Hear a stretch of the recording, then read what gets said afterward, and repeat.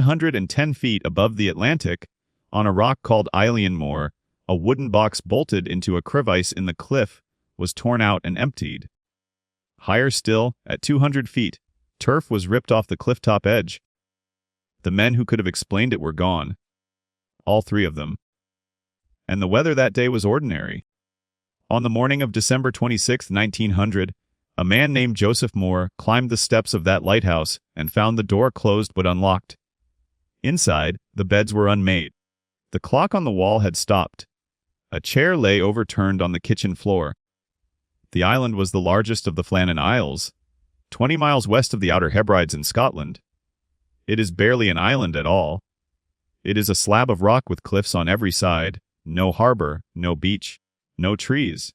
The lighthouse had been operating for exactly 1 year and 11 days. The keepers were James Ducat, the principal 43 years old, with a wife and 4 children waiting on the mainland. Thomas Marshall, second assistant, 28, and Donald MacArthur, an occasional keeper filling in for a man who had fallen ill. A local man, a rough man by some accounts, known for his temper. They were gone, all three. You have probably heard some version of this story before. The version where the ghosts come out, or the sea monster, or the men who simply walked into the fog, and were taken by something that lives out there. That version is easy to tell because it explains nothing, and therefore never has to be checked. The real story is stranger, because the real story is entirely explainable, and the explanation is worse. Start with what Joseph Moore actually recorded.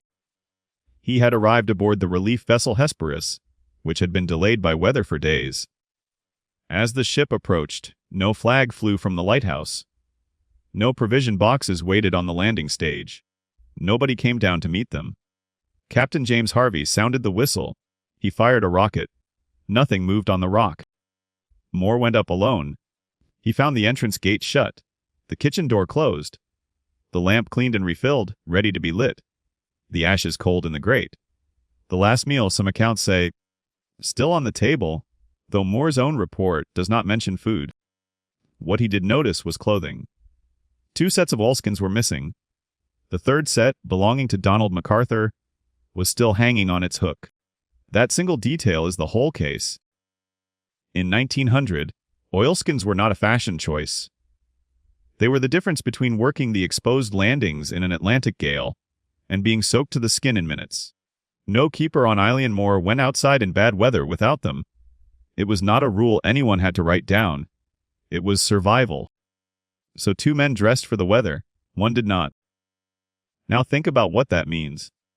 If all 3 had planned to go out together, all 3 coats would be gone.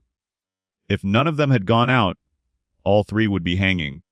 What you have instead is 2 men who prepared, and 1 man who left in such a hurry that he ran into an Atlantic winter, without the only thing standing between him and hypothermia.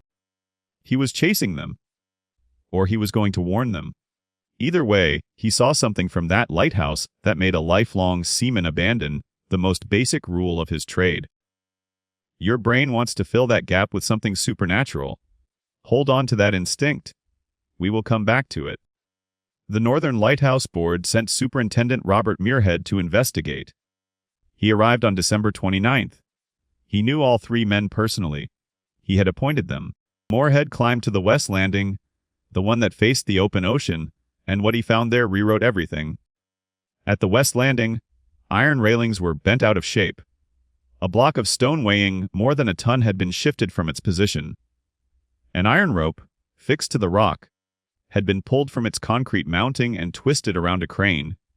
And on top of the cliff, 110 feet above the sea, a wooden box that held mooring ropes had been torn from its crevice. Its contents were scattered. Its lid was gone. 110 feet. Let that number sit for a moment. Turf was ripped from the clifftop edge, from a point higher still, roughly 200 feet above sea level. Not splashed. Ripped. Moorhead concluded that on the day the men disappeared, a sea had come over that landing with enough force to reach a place no one thought the sea could reach. And in his official report he wrote that the men had been swept away by an exceptionally large wave. That should be the end of it. But it isn't, because of a detail that has confused people for a century: the logbook. Popular retellings claim the log described a storm of terrible violence, with Marshall writing that Ducat was quiet and MacArthur was crying, and a final entry reading that God is over all. Those lines are almost certainly an invention, added decades later by writers who found the truth insufficiently dramatic. Muirhead's actual report describes ordinary entries, with the last one written on the morning of December 15th. And here is what makes it worse.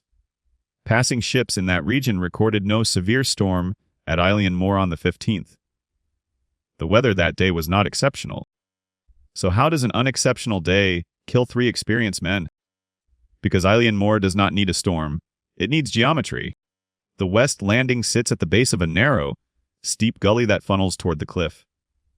Oceanographers understand this now in a way nobody did in 1900.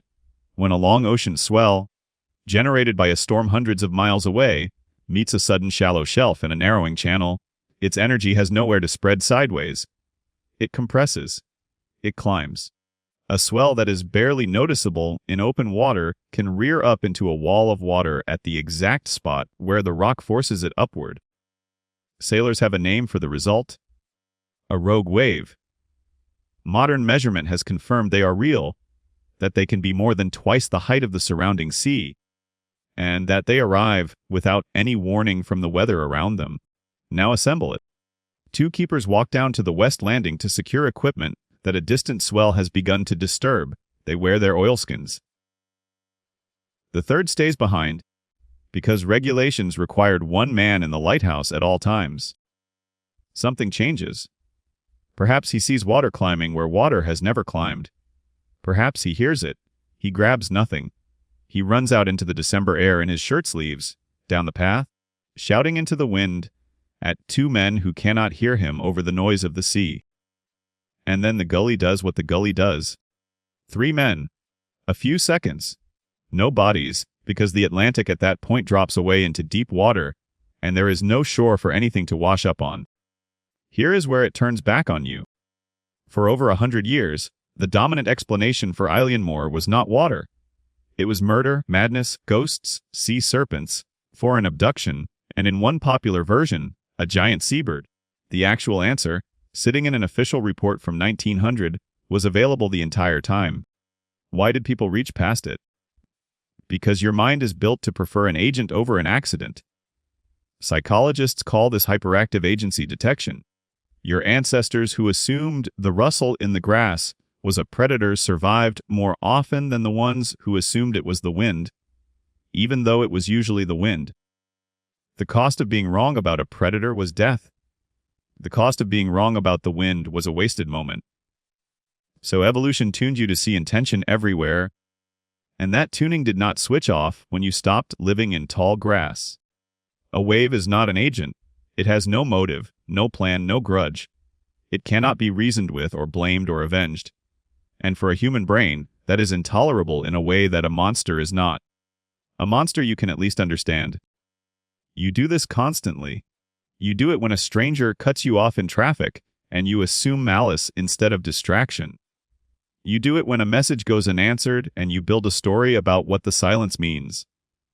You do it every time something bad happens, and the first question you ask is not what, but who. The 3 men of Eilean Mor were not taken. They were not cursed. 2 of them dressed for the weather. 1 of them did not stop to. And the ocean, which has no intentions at all, arrived at the one place on that rock where the rock itself turns water into a weapon. A wooden box was torn out of a cliff 110 feet above the sea, and for 100 years people looked at that empty crevice and imagined what had climbed up to reach it. Nothing climbed up. 3 men went down.